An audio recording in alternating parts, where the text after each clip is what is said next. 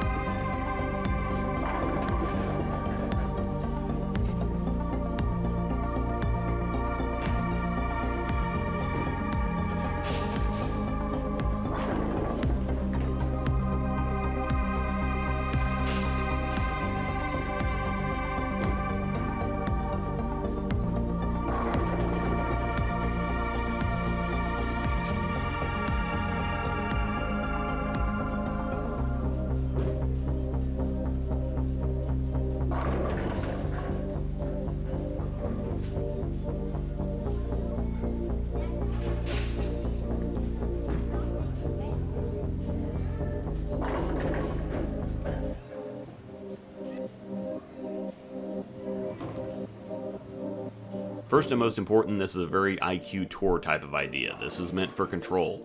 It's not quite enough on the fresh on this pattern for Angel, but once she makes the adjustment, she starts throwing darts. We throw 4 to 5 shots before we turn the camera on just to get a general feel for the ball, and then we go, so adjustments continue to be made as we bowl. Part of this is showing you that adjustment process too.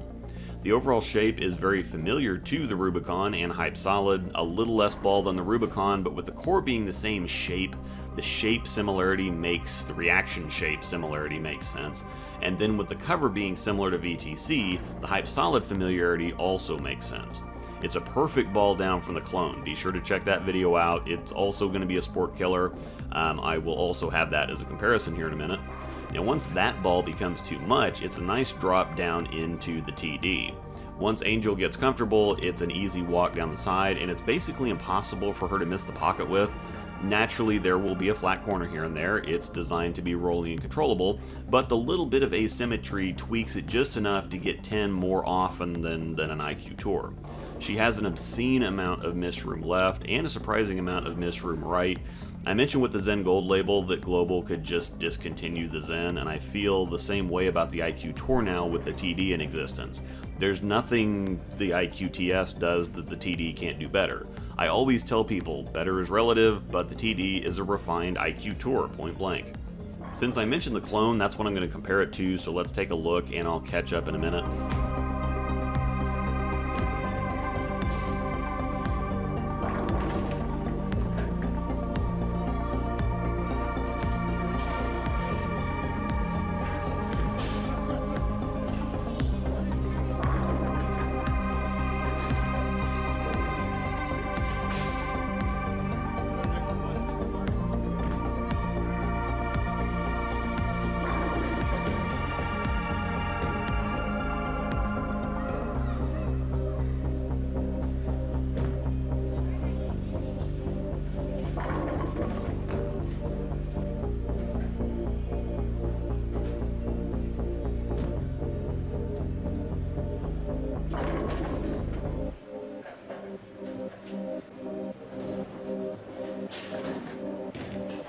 The shot shapes between the two balls are very similar. The clone has the same patient, slow climbing arc. It's earlier, heavier rolling, and a few boards stronger overall, obviously, but the overall reaction is incredibly close. It just looks like a beefed up TD. These two will make an exceptional sport-killing pair, or even house shot monsters for the high rev crowd that usually has trouble controlling too much shape or blending a cliff. I think the clone is probably a better fit for the higher speed, lower rev crowd when it comes to trying to blend a super cliffed house shot. The TD is just a little too weak unless you have a lot of friction you're also trying to combat, but between the two, they are a couple of the best control plus scoring balls we've seen in a long time. With the recent changes to the PBA rules when it comes to urethane and release date cutoff, I think you're going to see a metric ton of both of these balls. If you're a big regional player or even just bowl on a lot of tough stuff, either in youth or in local tournaments, I'm going to be a total Kool-Aid chugging staffer here and say you need one or both of these balls in your bag for sports stuff. Flipping to the dark side, take a quick ramble-free look, and then I'll start yapping.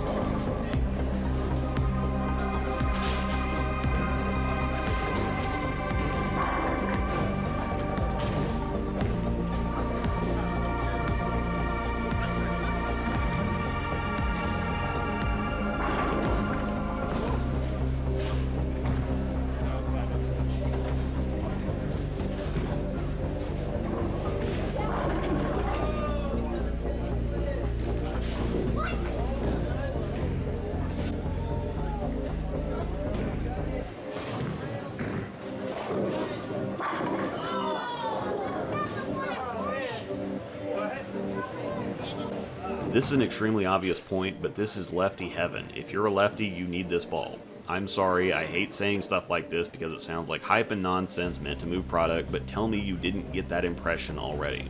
The cover strength, rolling nature, and gradual friction response fits the left side perfectly. With the surface, it's perfectly at home from second to third arrow on this pattern. I literally didn't miss from third arrow aside from that drive-by 8, and didn't miss much throughout filming, period. I think obviously it wasn't the ball from fourth arrow, it wasn't going to be, so that's no surprise, but this ball is the absolute nail on the head for what it was designed for. I can tell you it's also nails on a house shot with a little lane shine. This ball is just effing nasty, period. Like I mentioned earlier, since it shares the Rubicon core shape, and the Rubicon was the previous master of this territory, I took the opportunity to drill a fresh one, so get caught up here and then we'll talk. Side note, the camera was accidentally bumped, so that's why the small jump in picture, no shenanigans here.